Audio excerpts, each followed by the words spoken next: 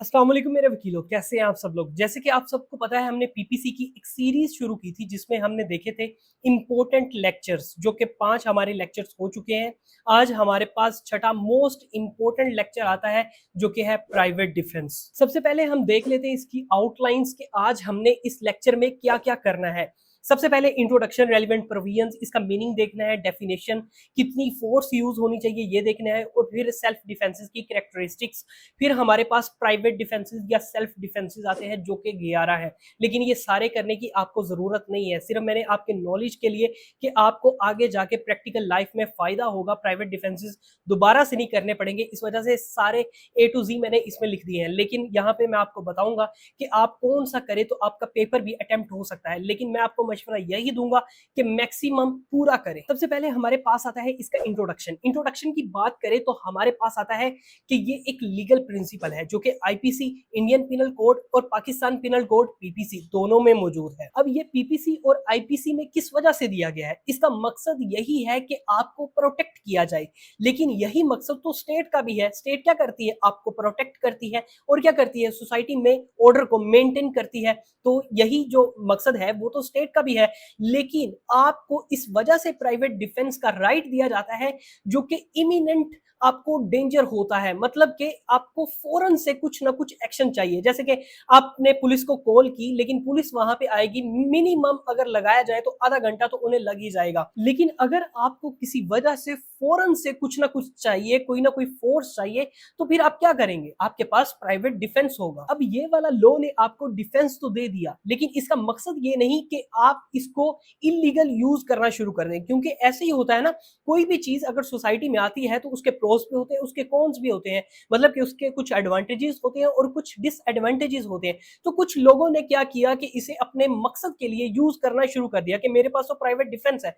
तो फिर यहाँ पे लॉ ने एक लिमिट लगा दी, और वो लिमिट क्या है? वो फोर्स लिमिट है कि अगला आप पे जितना जुल्म करता है सिर्फ आप उतना ही कर सकते हैं। ये फोर्स क्या है, ये हम चौथी या पांचवी हेडिंग में आगे इसे डिटेल में देखेंगे। तो यहां तक हमने ये समझा कि ये जो सेक्शन 96 से 106 है, यानी कि प्राइवेट डिफेंसेस, ये आपको प्रोटेक्ट करने के लिए, ताकि आप खुद को प्रोटेक्ट कर सकें।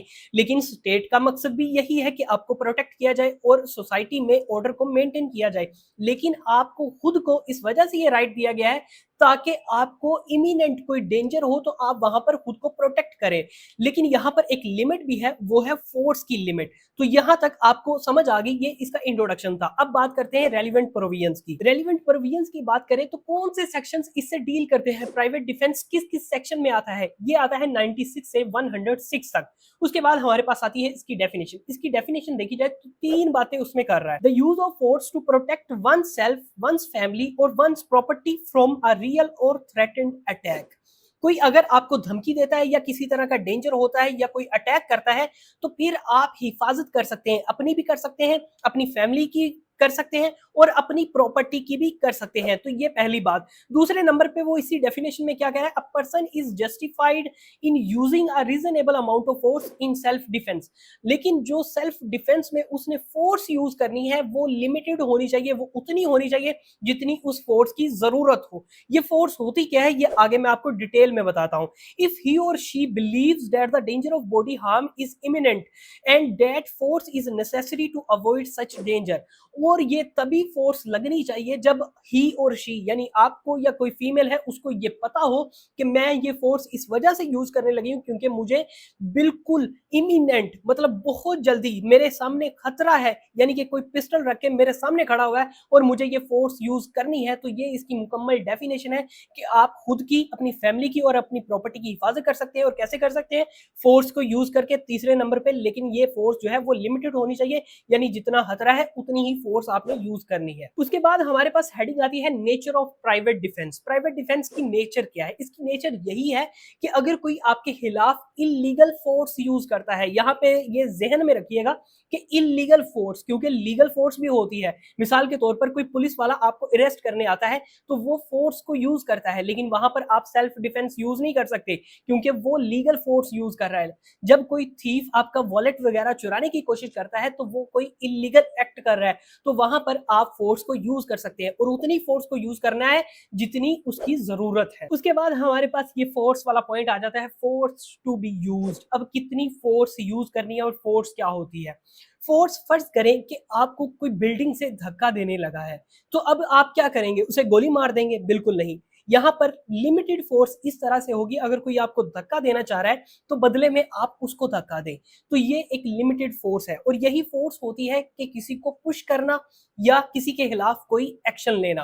तो अब वो यहाँ पे 2 पॉइंट्स दे रहा है। फर्स्टली, पहले नंबर पे वो ये कह रहा है कि वहां पर इमिनेंट डेंजर हो, वहां पर जरूर जान का खतरा हो या किसी तरह की कोई धमकी दे रहा हो, कोई ऐसी धमकी जिससे आपकी जान जा सकती हो या फिर किसी तरह का जेन्युइन आपको हर्ट हो सकता हो, यानी कि आपको किसी तरह का जख्म हो सकता हो। दूसरे नंबर पे वो यही कह रहा है कि आपने उतनी फोर्स यूज करनी है जितनी की जरूरत है। उसके बाद हमारे पास अगला पॉइंट आता है characteristics of self defence. Self defence की कौन कौन सी कैरेक्टरिस्टिक्स हैं? 5 कैरेक्टरिस्टिक्स हैं, यानी 5 इसकी खूबियां हैं। The law does not demand perfect judgment. Law कभी भी ये नहीं कहता कि वो परफेक्ट जजमेंट लेगा, यानी कि अगर आपने फोर्स यूज की है तो उसे मैयर नहीं करेगा स्केल्स में, बल्कि उसको बस फैक्ट्स में देखेगा कि वाकई इतनी फोर्स की जरूरत थी। बिल्कुल मैयर करने की जरूरत नहीं, क्योंकि इतनी इमरजेंसी में कभी भी ये पॉसिबल नहीं है कि आप मैयर करें और फिर फोर्स को यूज करें। दूसरे नंबर पे एंटाइटलमेंट टू सिक्योर विक्ट्री, यानी कि खुद की सिक्योर विक्ट्री के लिए, फतह के लिए, जीतने के लिए आप क्या कर सकते हैं, आप फोर्स को यूज कर सकते हैं। तीसरे नंबर पे रीजनेबल एप्रीहेंशन ऑफ डेंजर, वहां पर फियर हो। एप्रीहेंशन का मतलब होता है फियर, खौफ हो आपको कि वाकई वहां पर किसी तरह का खतरा है, फिर ही आप फोर्स को यूज कर सकते हैं। उसके बाद कंसिडरेशन ऑफ ऑल्टरनेटिव हेल्प, आपके पास किसी तरह की भी कोई और हेल्प मौजूद ना हो, ये ना हो आपके पास टाइम हो, अब किसी ने घर पे बैठ के आपको धमकी दी कि मैं आज शाम को तुम्हें मार दूंगा और आप वहां पे बैठे हुए हैं और कह रहे हैं कि मैं सेल्फ डिफेंस को यूज करूंगा, तो आप नहीं कर सकते क्योंकि आपके पास टाइम था, आप पुलिस को बुला सकते थे। तो सेल्फ डिफेंस यहाँ पे नहीं बनता या प्राइवेट डिफेंस यहाँ पे नहीं बनता। उसके बाद 5वां पॉइंट हमारे पास आता है legal judgment based on circumstances. ये जो लीगल जजमेंट होगी ये बेस करेगी सर्कमस्टांसिस पर, मतलब कि जो सेल्फ डिफेंस था वो लीगल था या नहीं था, मतलब कि उसके पास टाइम था या नहीं था, या उसने फोर्स ज्यादा यूज की या नहीं की, ये सारा कुछ डिपेंड करता है सर्कमस्टांसिस पर। उसके बाद हमारे पास सेक्शन शुरू हो जाते हैं सेक्शन 96 से 106 तक ऑनवर्ड। सबसे पहले 96 में वो क्या कह रहा है, things done in private defence. वो कह रहा है कुछ भी ऑफेंस नहीं होगा जो कि प्राइवेट डिफेंस में कमिट किया जाएगा। अब ये बिल्कुल सिंपल है, इसमें कोई डिटेल में जाने की जरूरत नहीं। वो यही कह रहा है कि आप कुछ भी कर सकते हैं जो आगे दिए गए पॉइंट्स में दिया है। सेल्फ डिफेंस में अगर आप करते हैं तो आपका कोई भी ऑफेंस नहीं होगा। 97 में वो क्या कह रहा है, यहाँ पर पहले नंबर पे every person has a right subject to the restrictions contained in section 99। वो 99 वाला पॉइंट एक दफा आप छोड़ दें, वो आगे हम देखते हैं। उसके बाद फर्स्ट नंबर पे his own body and the body of another person against any offences affecting the human body, मतलब कि वो कह रहा है कि अपनी बॉडी को प्रोटेक्ट करने के लिए या किसी दूसरे की बॉडी को प्रोटेक्ट करने के लिए, यानी कि अपनी फैमिली को प्रोटेक्ट करने के लिए आप फोर्स को यूज कर सकते हैं। और ये क्या बनेगा, ये प्राइवेट डिफेंस बनेगा। दूसरे नंबर पे वो कह रहा है कि आप प्रॉपर्टी को, चाहे वो अपनी हो या चाहे वो दूसरे की हो, दूसरे की अब किस तरह से हो, मतलब कि वो एंटाइटलमेंट आपकी होनी चाहिए, या आपके पास उसकी पोजेशन हो या वो आपके नाम हो। इन दोनों सूरतों में आप अगले की प्रॉपर्टी को भी डिफेंड कर सकते हो, उसको प्रोटेक्ट कर सकते हो, और यही प्राइवेट डिफेंस में आता है। अब यहाँ पर अगली स्लाइड में मैंने सेक्शन 97 को बिल्कुल सिंप्लीफाई करके आपको बताया है, हर चीज को अलग अलग करके की आइडिया दिया है। वहां पर वो क्या कह रहा है कि आप दूसरों के खिलाफ जो है वो फोर्स को यूज कर सकते हैं बचाने के लिए, डिफेंड करने के लिए। फर्स्ट पार्ट में वो क्या कह रहा है कि बॉडी को बचाने के लिए, सेकंड पार्ट में क्या कह रहा है प्रॉपर्टी को बचाने के लिए, और फिर वो एक थीफ की एग्जांपल दे रहा है। इसे आप पढ़ेंगे तो आपको बिल्कुल आसानी से समझ आ जाएगी।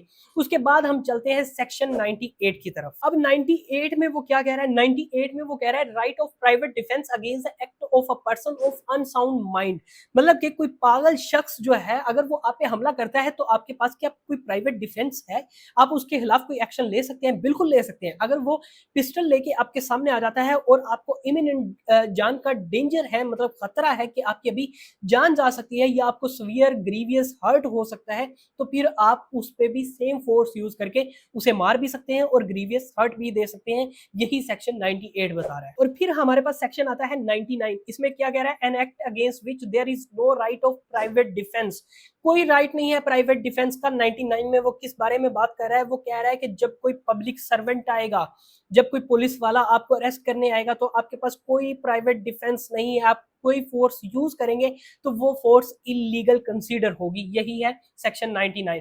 उसके बाद हमारे पास जो मेन क्वेश्चन शुरू होता है, जो कि मोस्ट इंपोर्टेंट क्वेश्चन है, classification of right of private defence. दो तरह की क्लासिफिकेशन है, एक है right of private defence of body जो कि सेक्शन 100 और 101 है, और दूसरे नंबर पे प्राइवेट डिफेंस ऑफ प्रॉपर्टी जो कि सेक्शन 103 एंड 104 है। यही मैंने आपको कहा था कि अगर कोई बच्चा ऐसा है जो पूरे सेक्शंस को नहीं करना चाहता तो वो इन 4 सेक्शंस को कर सकता है और थोड़ा इंट्रोडक्शन वगैरह या फिर कंक्लूजन वगैरह को इंक्लूड करके अपना पेपर पास आउट कर सकता है। लेकिन मैं आप सबको यही मशवरा दूंगा कि आप सीक्वेंस वाइज तैयार करें, फिर आपके दिमाग में एक स्टोरी बैठ जाएगी और ये आपको कभी भी नहीं भूलेगा। तो सबसे पहले हमारे पास आता है प्राइवेट डिफेंस ऑफ बॉडी, जिसमें सेक्शन 100 है और 101 है। सबसे पहले इसके एसेंशियल्स देख लेते हैं कि बॉडी के जो डिफेंस है इसके एसेंशियल्स क्या है।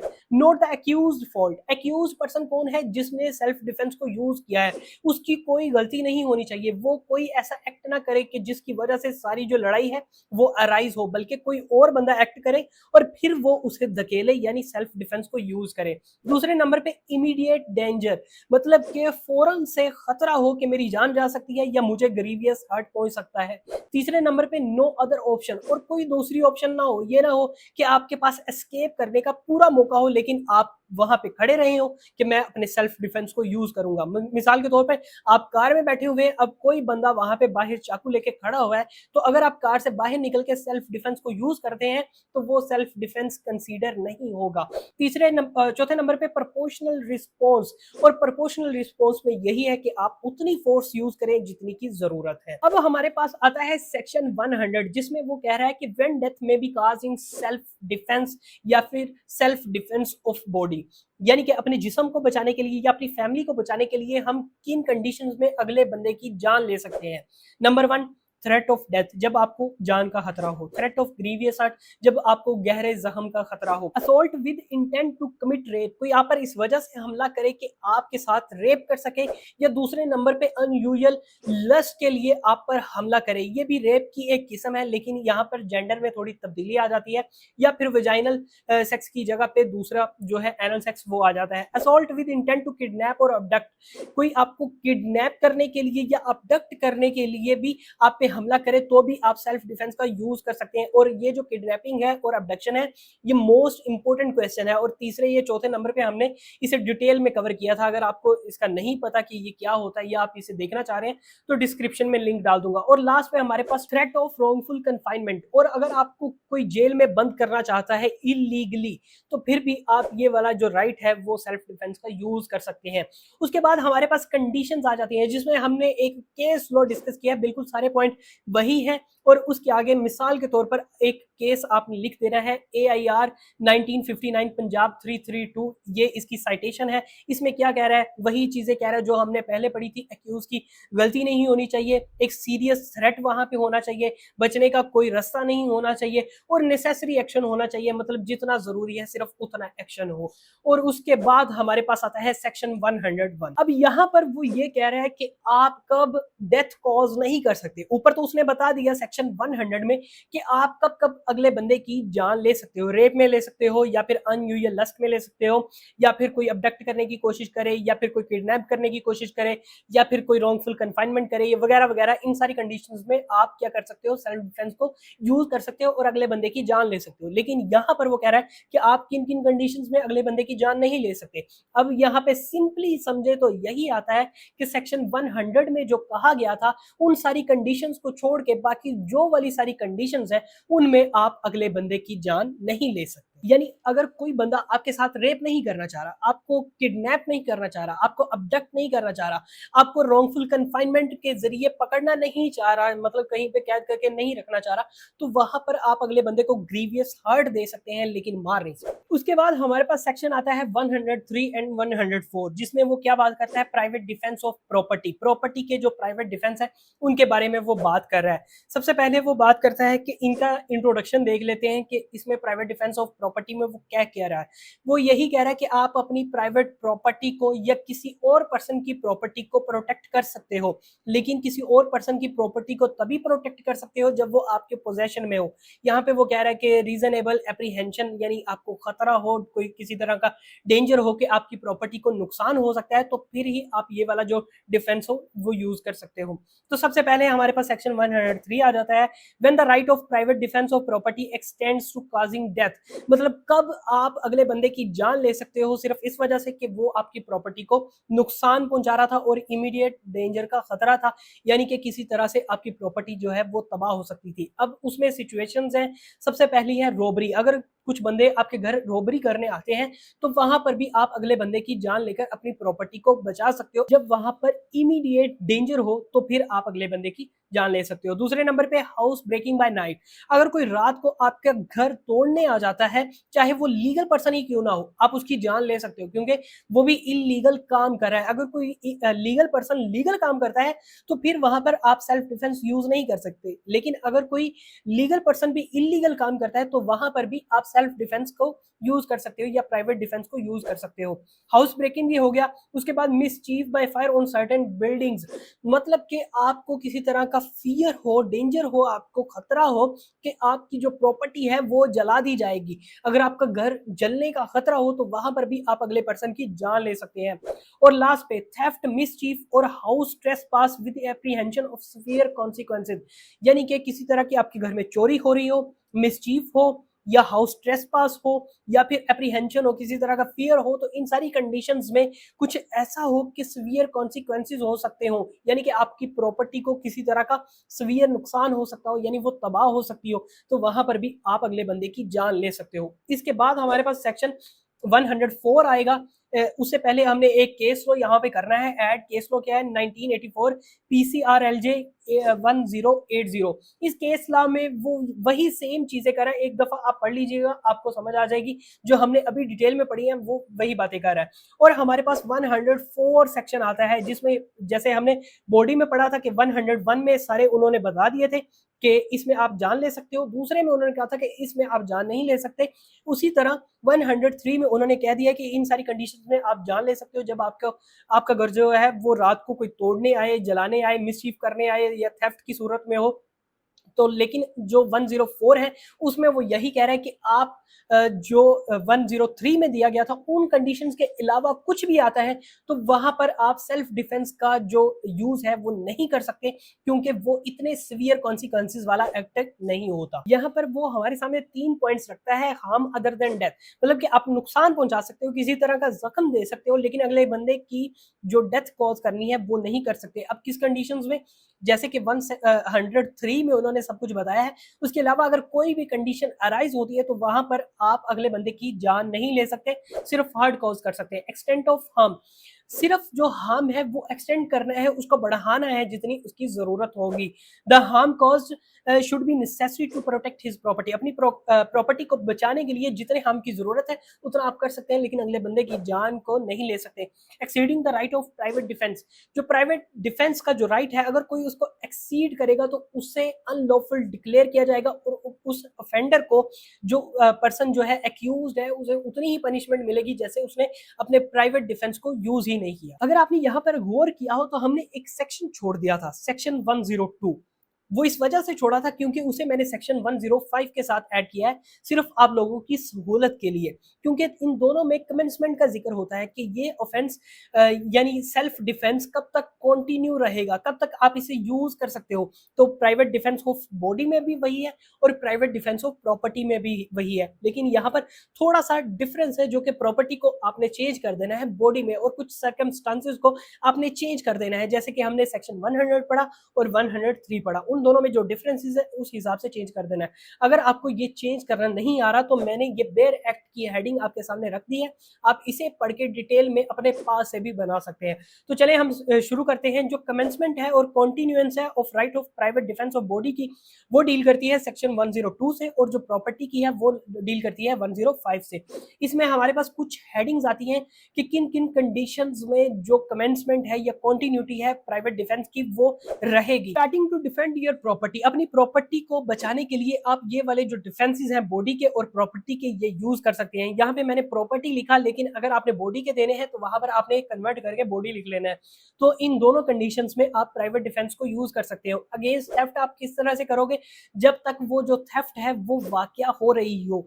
और वहां पे हमारे पास क्या आता था सेक्शन 100 में, एक तो रेप आ गया, दूसरे नंबर पे अनयूजुअल लस्ट आ गया, तीसरे नंबर पे किडनैपिंग अबडक्शन आ गया। इसी तरह से बाकी जो है उन सबको आपने इन चीजों से थेफ्ट रॉबरी से कन्वर्ट कर लेना है। तो थेफ्ट में वो ये कह रहा है कि जब तक अगला बंदा जो है वो चोरी कर रहा है तब तक आप प्राइवेट डिफेंस को यूज कर सकते हो। ये नहीं कि वो चोरी का सामान लेके अपने घर पहुंच गया और आप अपना प्राइवेट डिफेंस यूज करने उसके घर में चले गए।